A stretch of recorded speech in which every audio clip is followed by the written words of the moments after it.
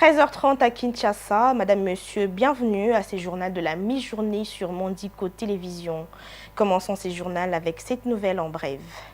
Après plus de 4 mois d'attente, le Sénat sera finalement doté d'un bureau définitif ce lundi 12 août 2024 au terme d'une bataille électorale qui s'annonce mouvementée avec au moins 2 candidats par poste.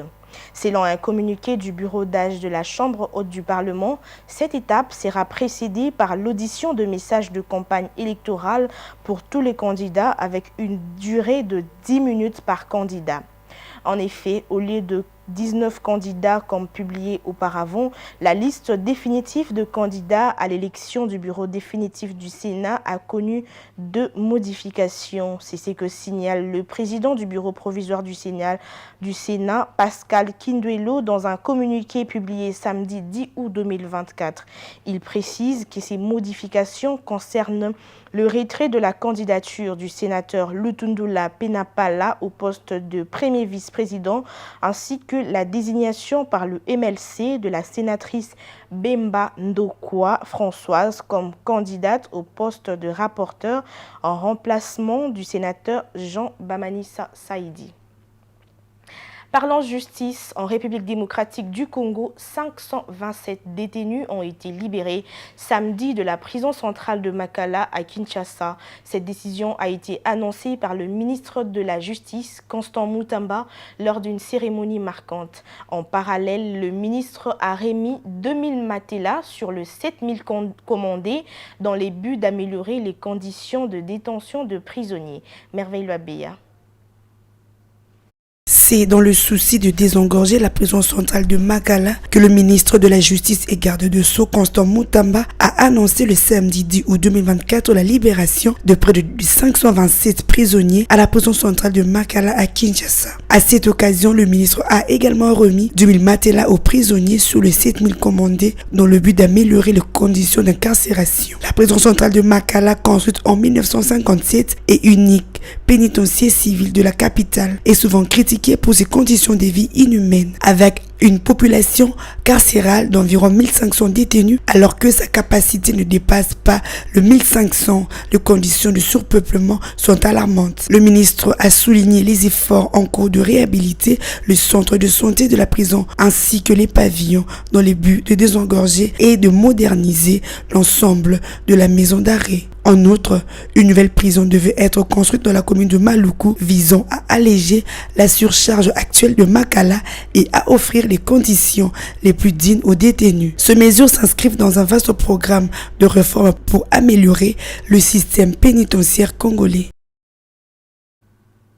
Sur un autre volet, fermeture de 3 frontières zambiennes à l'import-export avec la RDC.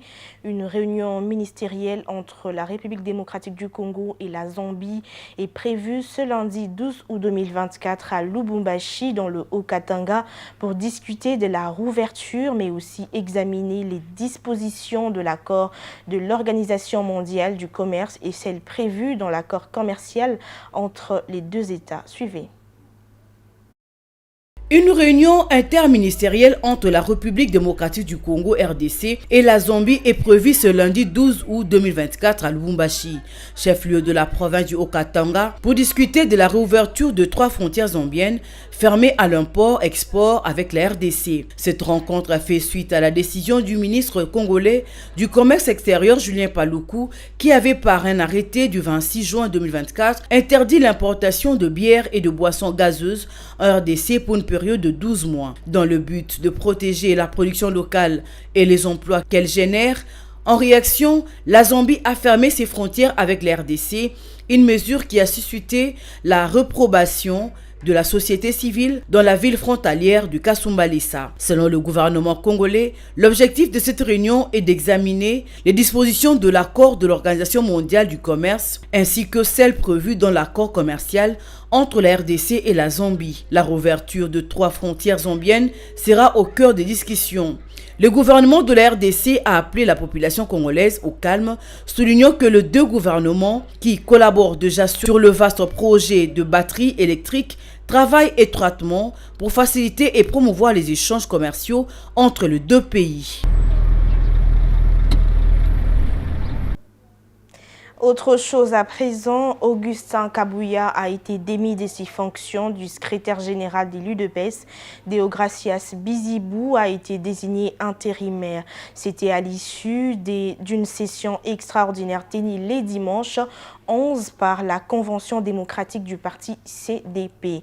Du côté Kabouya, cette décision est indubitablement contestée, tout en rappelant que la CDP est un organe de concertation et non pas de décision. Suivez.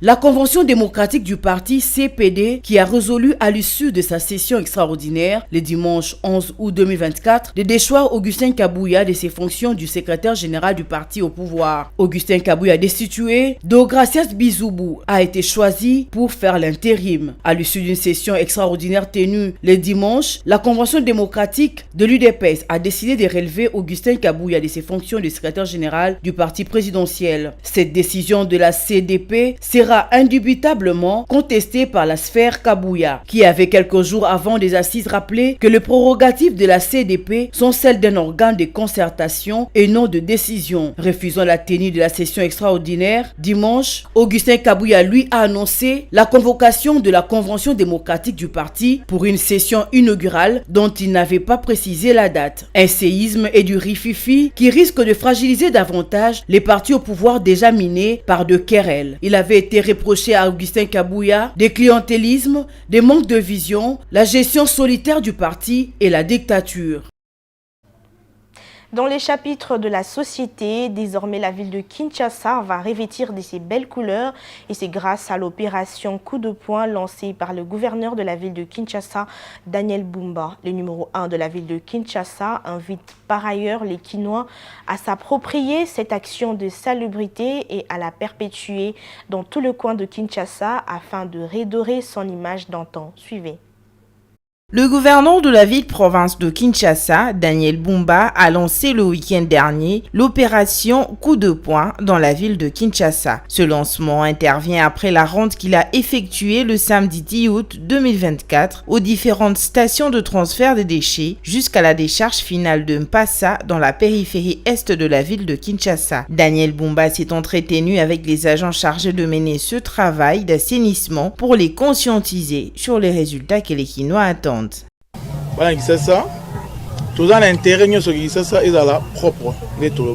Nous avons intérêt que la ville de Kinshasa soit propre, que ça soit insalubre, alors il faudrait accompagner cette action. On a fait une année sans balayer la ville ni décharger les immondices, il faudra changer des mentalités et accompagner ce processus.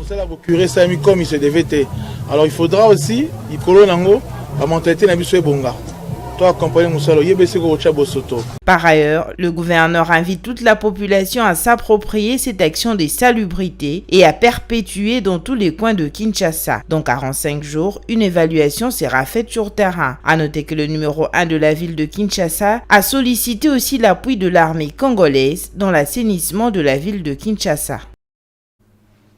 D'une province à une autre, rendons-nous à Goma, dans le camp des réfugiés de Kanyaruchinya, situé en périphérie de Goma. Les enfants trouvent un répit inattendu dans les jeux d'échecs. Alors que des milliers de familles ont fui la violence persistante dans l'est de la République démocratique du Congo, le club d'échecs Soga offre une échappatoire précieuse aux jeunes dont la vie ont été bouleversées par des décennies de conflits.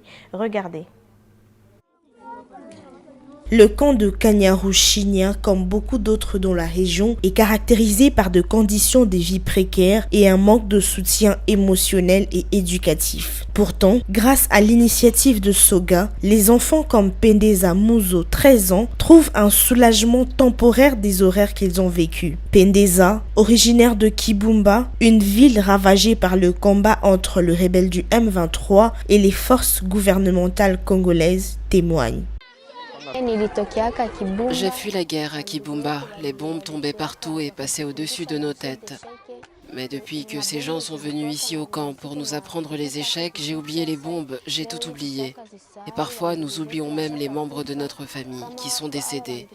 Lorsque nous jouons, nous pouvons nous concentrer sans avoir trop de pensées dans la tête. Les clubs de chèques fondés par Akili Bashigwe Luenda enseignent aux enfants des compétences en pensée critique et en résolution de problèmes. Malgré les conditions difficiles, sans table pour les échiquiers et avec des jeux posés directement sur le sol, Luenda reste optimiste. Ce sont les enfants les plus oubliés de la planète. Nous n'avons même pas de table où mettre les échiquiers. Les échiquiers sont placés à même le sol. La pluie nous frappe. Donc, ce sont des conditions inimaginables. Mais nous croyons à eux. Nous croyons à leur intelligence. Nous croyons à leur capacité intellectuelle. Le fait qu'ils soient ici au camp n'exclut pas leur intelligence, leur place dans le monde intellectuel. Alors nous voulons en fait qu'ils soient nos acteurs de paix de demain et que le monde doit savoir qu'un enfant qui est en situation défavorisée ne signifie pas qu'il est moins intelligent. Malgré cette initiative louable, il faut rappeler que seule la paix durable garantira un futur pour ces enfants. L'actualité, c'est aussi en dehors de nos frontières. Nous sommes en Ouganda où le bilan de l'éboulement survenu le vendredi 9 août à la décharge de Kitenzi à Kampala continue de s'alourdir avec désormais 21 morts confirmés selon les autorités ougandaises. L'éboulement provoqué par des pluies torrentielles a ravagé cette décharge située à une pente raide utilisée pour la gestion de déchets de la capitale. Les équipes de secours sont toujours à l'œuvre et les nombres de victimes pourraient encore augmenter à mesure que les recherches se poursuivent. Regardez. Les autorités craignent que ces bilans ne s'aggravent davantage. Jusqu'à présent, nous avons récupéré 21 corps, parmi lesquels se trouvent des femmes, des enfants et des hommes.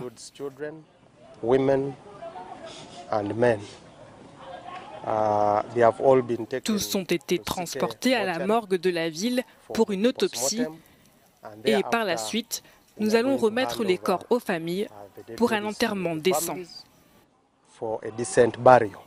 L'effondrement a été causé par les pluies torrentielles. Des familles vivant à proximité ont été évacuées pour prévenir de nouvelles tragédies.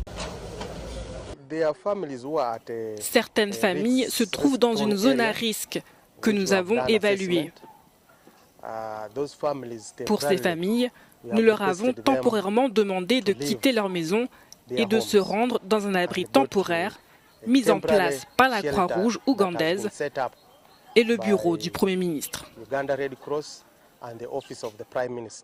Le président ougandais Yoweri Museveni a ordonné une enquête pour déterminer les causes de cette tragédie et comprendre pourquoi des habitations étaient situées si près d'un site potentiellement dangereux. Depuis des années, les autorités locales envisagent de fermer la décharge de Kitenzi, mais aucune action concrète n'a été prise, malgré les risques pour les habitants. C'est cet élément qui marque la fin de ce journal. Madame, Monsieur, merci de votre attention soutenue. Restez branchés sur Mandiko Télévision, une pensée, un écrit.